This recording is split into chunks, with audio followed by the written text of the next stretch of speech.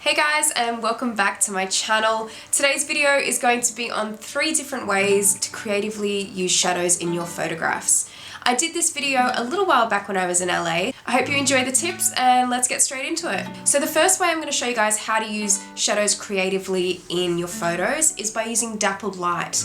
And a lot of the time this can have a natural effect, and it is created naturally. A lot of the time it will be under trees and shrubs and that sort of thing. So any natural light, particularly in the morning and the afternoon, is the best time to use this light, because during the middle of the day it can still work, but it can be very bright and dark in some of the shadows and the highlights. So I usually like to do this in the morning or afternoon, as I said before.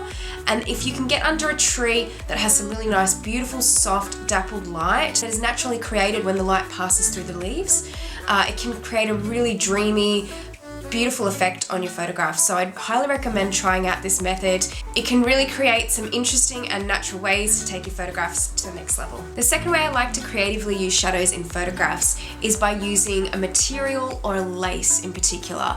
And this will actually help create really different patterns on the model's skin, and it can really create a cool effect. So in this example, I used a piece of lace clothing just to hold up in front of the sunlight early morning. Like I said before, with morning and afternoon, it's usually the best time to do this, otherwise the shadows can be quite dark and too strong. So I did this on a morning shoot with Jiang the model, and we used the morning light to let it pass through the lace as my partner Dan held up the lace in front of the model's face, and not too close, but just far enough away that the light could pass through and create the patterns on her skin. So it really does create a cool effect, and something I definitely like to do every now and then. And the third example of how I like to creatively use shadows is by using block shadows in harsher light. So I actually think you can get really creative with this, and a lot of people are a little bit afraid, I think, sometimes to create shadows using harsh light, but I think it can really create an interesting effect in photographs. So in this example, I was using Jiang the model, and she went out into the harsh sun, and I took some photographs of her holding up her hand against her face, so the sun would create shadows from her hand on her face. So it's just kind of an interesting